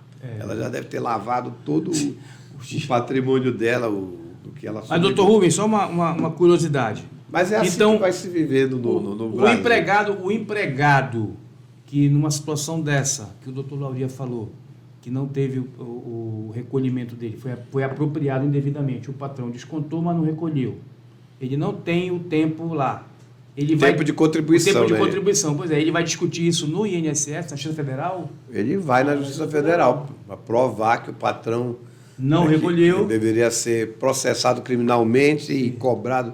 Aí a empresa já quebrou também, já faliu, como é que vai ficar? O interessante disso na Justiça do Trabalho, que é a tua área, é que, às vezes, a sentença da Justiça do Trabalho não tem validade na questão. Nenhuma. Ela não tem validade mas a minha questão de contar... Não, nenhuma. Mas a minha pergunta é exatamente nesse sentido. Como fazer para proteger o empregado que foi lesado pelo patrão, que não recolheu, porque ele perdeu, por exemplo, imagina um cara que ficou 10 anos sendo descontado... É um crime grave, não é? É um crime grave contra a Previdência Social. Ele ficou 10 anos sendo descontado e o cara não recolheu, e quando ele vai embora, ele está com menos 10 anos de tempo de contribuição para se aposentar. É um crime gravíssimo. Está entendendo? E aí? Porque, na verdade, o dinheiro não é dele, né? O dinheiro é do empregado. Você entendeu? Agora, aí, repassar, né? Como é que esse... A pergunta que você responde, creio eu, só de uma forma rápida, é o seguinte: o empregado chega perante o INSS primeiro, administrativamente. Certo. Mostra lá na sua carteira, contra-cheque, imposto de renda. Ou seja, é bom manter esses documentos guardados. Sempre. E depois não deu certo administrativamente, aí vai para a Justiça Federal. Justiça Federal. Não, mas é isso que eu queria compartilhar com as pessoas. No final, para evitar que ele fique velho sem assistência, aí o governo toma o prejuízo e vai cobrar depois. Aí também tem a questão da prescrição, entendeu? E a falta de patrimônio, a insolvência, entendeu? É por isso que eu digo, responsabilidade social muito grande dos empresários, né? Mas um crime grave desses, aí a gente dá uma pena grave no tribunal. Até hoje eu não vi ninguém preso. Por apropriação indébita previdenciária. Eu sempre dei condenações com penas altas, mas eu não vejo respaldo do tribunal, que leva séculos para julgar. Mas, doutor Rubens, tem vários cenários, né? Quando tu fala assim, o empresário, a gente entende o empresário grande, né? Grandes empresários. Mas tem pequenos empresários, que além de não ter experiência empresarial, se aventura e depois se enrolam. Então, minha preocupação seria com essas pessoas, os pequenos empresários, que tem 2, 3 funcionários, 4 funcionários, e não tem nenhuma experiência, nenhuma formação, e acaba se enrolando. Veja só, o mecanismo é feito para não prejudicar o empregado, porque a lei obriga o repasse. Ele não pode ficar com aquele dinheiro para ele. Aí ele diz, olha, mas a situação da empresa era tão difícil que mal dava para pagar o salário. Ele faz um jogo contábil, usa esse dinheiro da Previdência para pagar salário. E aí eu digo sempre para eles, olha, vocês estão transferindo para a União, para a Previdência, para o Estado, o risco do seu negócio. Porque a conjuntura... Não interessa a conjuntura. Se a conjuntura não lhe dá lucro, o que você tem que fazer é fechar. Agora, você quer funcionar, você quer pagar salário, quer pagar salário, quer funcionar e não quer recolher o tributo, Aí, meu amigo, é um crime grave. Então, assim, eu ia quebra. E Paulo, um bom contador resolve essa parada. E ainda tem uma outra coisa, né, doutor? É diferenciado. Eu O cara quer percebo hoje, micro. eu concordo com o Dr. Rubens. Ok, esse deveria ser o cenário. Mas, infelizmente, o que a gente percebe é que muitas pessoas se aventuram no ramo empresarial porque não tem emprego, não tem para onde fugir. Então, você acaba se aventurando, Abre um parênteses, Rubens. situação. Empreender por necessidade Isso. é diferente de empreender por aspiração. Então, o que é que eu penso sobre isso? Cara, é mais difícil, às vezes, ser empresário do que fazer um mestrado e um doutorado, porque o cara tem que estudar muito, o cara tem que saber quais são os riscos do negócio dele. Mesmo Muito pequeno. grandes, E mesmo pequeno, entendeu, Paulo? Pequeno empresário pequeno. também tem riscos muito grandes. Entendeu? Isso sem falar no FGTS, né? Eu acho que Tem barra. O Supremo ainda deu uma ajudada no FGTS. Antigamente, a prescrição era trintenária. Quer dizer, o patrão não recolhia. Mudou, né? Tinha 30 anos para o empregado reclamar, porque, claro, ele está trabalhando ali, se ele fosse reclamar, ia para a rua, né? Pois olha, uma decisão do Supremo disse que, adaptando, né, a Por economia, analogia. não pode ser assim, o Código Civil reduzir esses prazos, botou 5 anos. Então, o empregado está ali trabalhando, não tem fundo de garantia. Vai reclamar do cara, vai Ele pra não rua. vai para a rua, então ele vai perdendo. E a cada 5 anos vai se perdendo, né? Vai passando, ficou 15 anos na empresa, Ele ela não só vai buscar reclamou. 5. Mas Ele não parece, reclamou. mas parece que tem uma decisão do TST, eu não lembro de onde que teve uma tese que um advogado defendeu, onde ele conseguiu uma decisão transformando o período que não foi recolhido de FGTS em dano moral. Ótimo. Deve ter. Né? Em dano moral, Não, tem, ou acho que seja, tem. porque o empregado ele trabalhou a vida dele imaginando que Eu quando colocaria ele até saísse, como dando material, né? Mas dando material, né? doutor? mesmo. É. Né? é uma Agora, saída, né? É uma injusto, saída. né? Porque já pensou, o cara trabalha na esperança Dando material de receber, 20 anos. quando sair, Eu receber tô- aquela e a graninha. compensação Não é? Eu Pra tenho comprar uma da casa, falta da Teve pra um cliente comprar- nosso que pra sofreu um comprar. acidente de trabalho, só te cortando, sofreu um Não, acidente pois de não. trabalho, ele falou, como a empresa é boa, ele falou assim, eu não quero entrar com outra empresa, tem como entrar contra a outra empresa que causou o acidente? Porque ele tinha medo de perder o emprego. Então, ou seja, ele não entrou, ele ficou com a cara totalmente deformada, ele não entrou com a ação porque tinha medo. Aí cai nessa mesma sistemática que o Dr. Rubens falou. A pessoa fica, está lá, está sabendo às vezes que não está nem tá sendo recolhido os valores do FGTS, mas ele continua, porque ele precisa do trabalho. Precisa do trabalho. Então, infelizmente, é isso. Aí chega 5 anos, vai zerando tudo que Tudo deveria que ter ele tinha direito. Tem mais um assunto aí, né? Que é o quarto assunto. Quarto e Estelionato. último. É o quarto e último. estelionato é o crime mais repetido, mais recorrente, como Mais diz, clássico, né, doutor? no direito penal. Doutor nosso, Rubem Rolo, o federal. que é estelionato? Estelionato é você causar um dano ao patrimônio alheio mediante fraude, né? Você é o famoso 171 que entrou já no nosso na nossa cultura. Você obtém a vantagem ilícita induzindo alguém em erro por ardil, artifício ou qualquer outro meio fraudulento. Você usa de uma fraude para tirar vantagem para si. Por exemplo, é diferente do furto. No furto, por exemplo, a bicicleta. Eu vejo a sua bicicleta, eu furto, na hora que você vai tomar água ali, eu furto, entendeu? No estelionato, não. Eu lhe engano, eu digo, olha, eu quero comprar a sua bicicleta e lhe pago com cheque sem fundo. No estelionato, a vítima, ela entrega.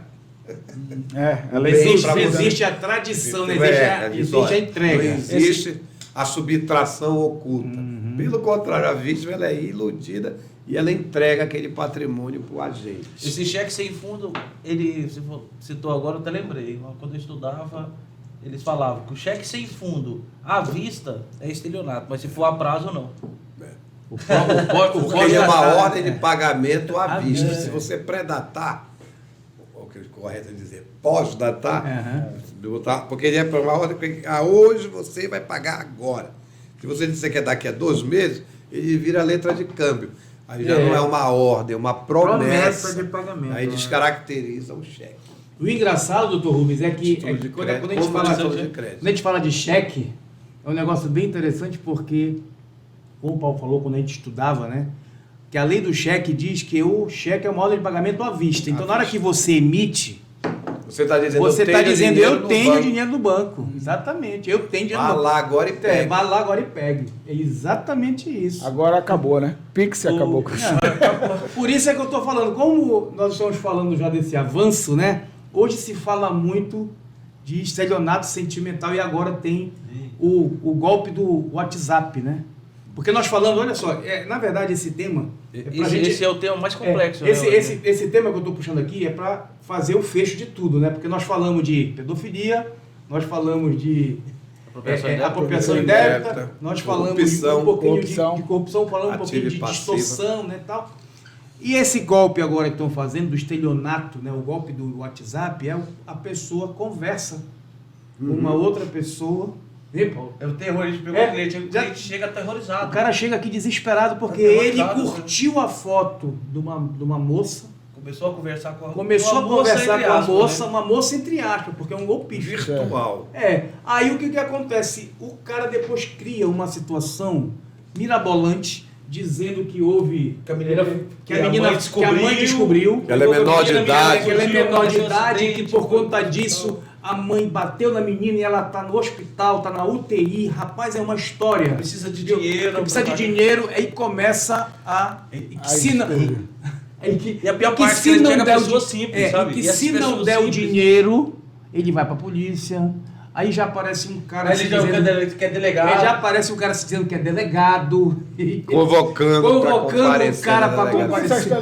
Gente, aí, doutor Rubens, nós falamos com o cara no telefone, o cara dizendo que era uma violência doméstica indireta. Disse, como assim? Não, é porque como você falou com a menina, o pai bateu nela. Você induziu o pai a bater nela. Você induziu o pai a bater nela. A fantasia da pessoa. Mas o rapaz deu dinheiro. O engraçado é que ele fez um empréstimo, a pessoa...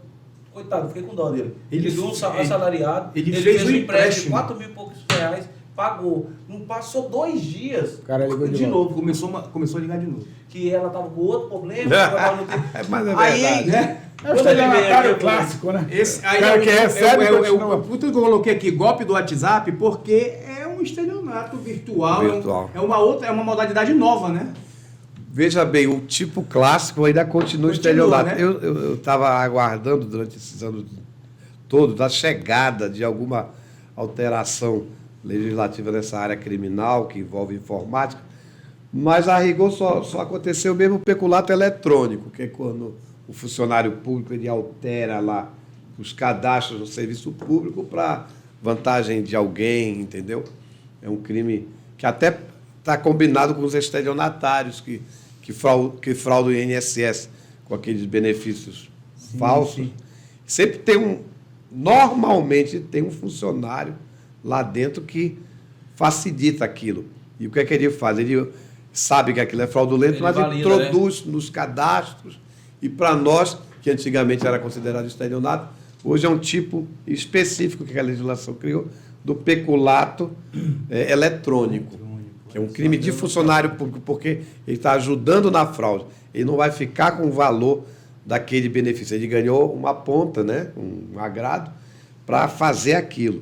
Se ele, no final, receber ao mês com o segurado, o falso segurado, o que é muito difícil, porque ele desaparece, aí ele poderia até ser colocado como estelionatário, mas o STJ disse que não. Esse papel dele, de mexer nos cadastros, é um tipo específico de peculato eletrônico. Foi a mudança que eu vi na legislação. Só para o pessoal entender, peculato é quando é o funcionário público que ganha alguma vantagem, entendeu? Em detrimento do serviço público. Ele pratica vamos lá, no 312, eu gosto de ler a lei. Ele pratica um ato que para ter vantagem, geralmente para outrem, né? Porque quando é para ele é o peculato simples. No 312 ele se apropria do dinheiro, valor ou qualquer outro bem. Poxa. Deu. Entendeu? Esse é o legal, que ele fica à vontade, que toca telefone. Pois é. Em proveito próprio, ele faz alguma conduta que gere algum benefício, pode ser dinheiro, né? Em função do cargo dele. Nesse peculato eletrônico, geralmente o que ele vai obter é uma vantagenzinha financeira para colocar o nome de alguém lá para receber o benefício no sistema. Então, é um tipo novo que se criou. Com a eletrônica, né, essas fraudes se tornaram sofisticadas, mas elas não fogem desses tipos clássicos, como furto, o roubo, o estelionato, entendeu? E geralmente quem mexe com essas fraudes eletrônicas, principalmente o hacker, que hoje está na moda, tem muita gente vivendo como hacker, né? Muita gente boa vivendo aí como hacker. Muito jovem, né? Aí eu tenho a dizer que tem, por exemplo, eu ando muito pelo sul do Pará, eles têm até prestígio, né? Porque eles trabalham com empresários, quitando lá os boletos dos empresários e dando prejuízo para terceiros em grande quantidade. E eles fazem esse trabalho de uma forma para dificultar a repressão da polícia. Eu vejo vários inquéritos, aí o hacker aparece sacando o auxílio emergencial, ou sacando um PIX de uma vítima. Aí a polícia se depara com aquela dificuldade. Eu digo, olha, nós temos de rastrear para onde foi o dinheiro, porque daqui de Belém ele pegou os dados e mandou fazer um depósito lá numa conta no Rio Grande do Sul. Aí a polícia, com toda essa dificuldade, normalmente ela diz, olha, pequeno valor, vamos deixar para lá. Mal ela entende que esse hacker ele vive disso. E aquela conduta dele ele pratica repetidamente. Eu já vi um filme de uma casa de um hacker, né? Ele trabalhando com cartões de crédito, cartões bancários, entendeu? Era tanta gambiarra lá no telefone dele, com televisões, né? Entendeu? Informática, como é que chama? Notebook. A casa dele era só isso. Então, a polícia tem uma dificuldade muito grande para rastrear o destinatário daquele dinheiro lá no Rio Grande do Sul.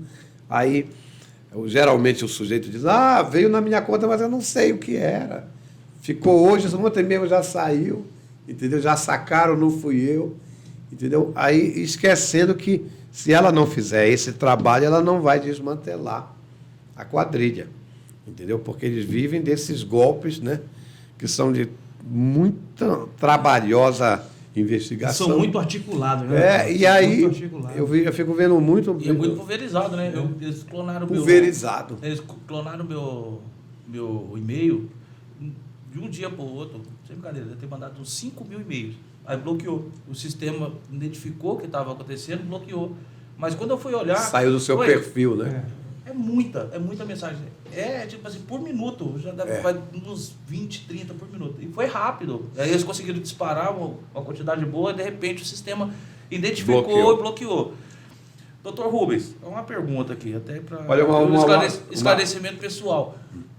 Se tem essa dificuldade já com os hackers que estão dentro do território nacional, e se o hacker for de um território externo? E para piorar ainda, se o hacker for de um país que não tem uma reciprocidade com o Brasil. Aí como que funciona essa história? Como é que é feita essa investigação? Pois é. Atualmente, né, existem muitos acordos de cooperação quanto a isso. Eu já cheguei até no meu próprio terminal na Justiça a receber extorsões aí de hackers dizendo que se eu não depositasse tanto... Iam entrar e apagar tudo. E eu não acreditei, deletei, entendeu? É realmente um trabalho fantástico policial. Disso aí, os países têm que criar esses termos de cooperação, né? Eu prefiro 1000 vezes não mexer com isso, entendeu? O nosso patrimônio está todo num banco, assim, às vezes no outro dia a gente vai ver não tem mais nada. E outra coisa, o banco sempre diz, olha, mau uso de senha. Agora você vai provar. Eles nunca têm razão. Eles nunca têm culpa. É mau uso de senha. Você deixou alguma pessoa, né, ter acesso. Agora eu não vou pagar essa indenização.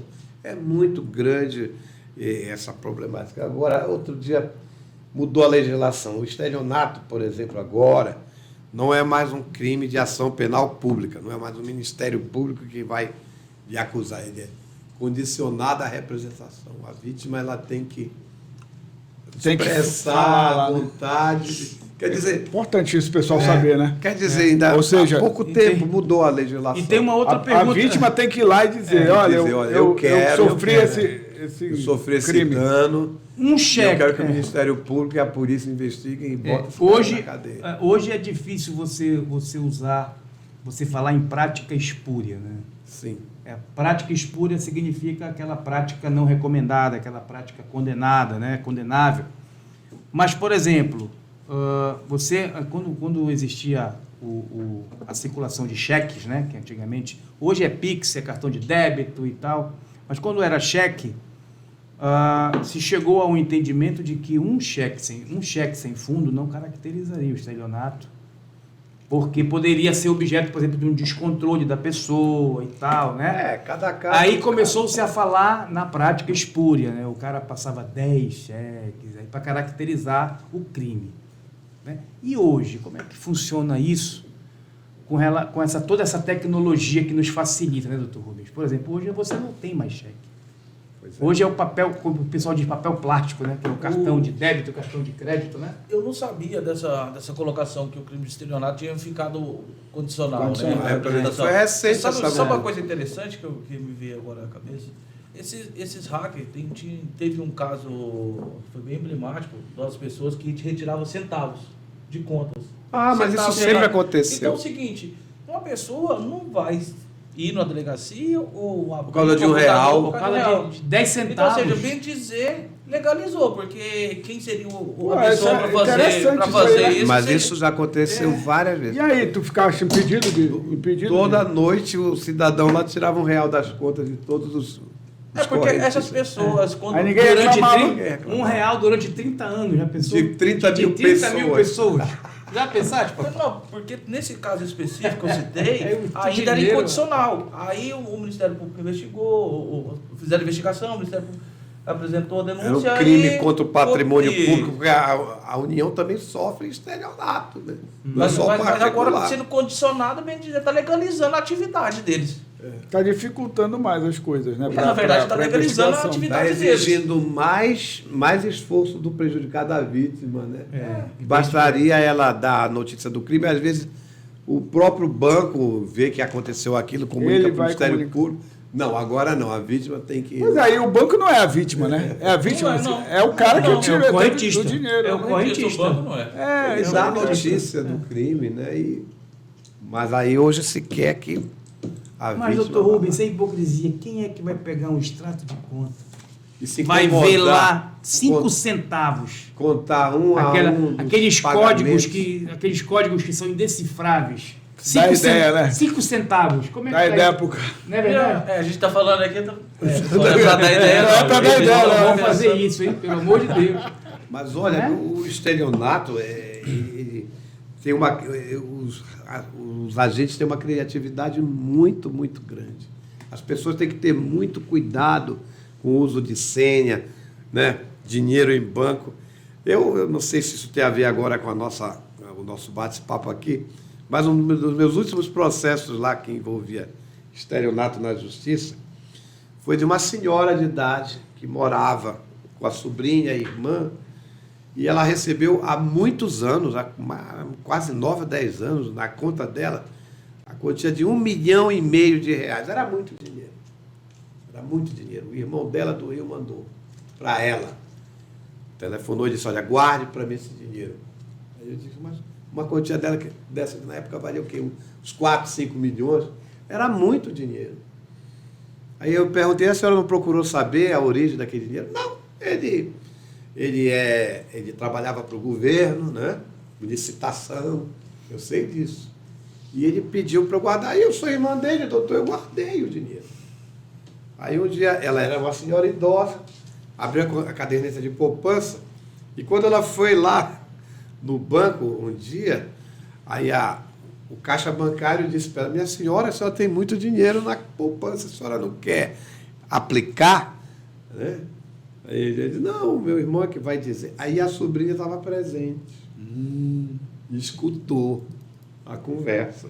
Bom, a coisa foi assim: a sobrinha chegou na casa, contou para a mãe, aí contou para o pai, aí o que aconteceu? Não demorou muito tempo.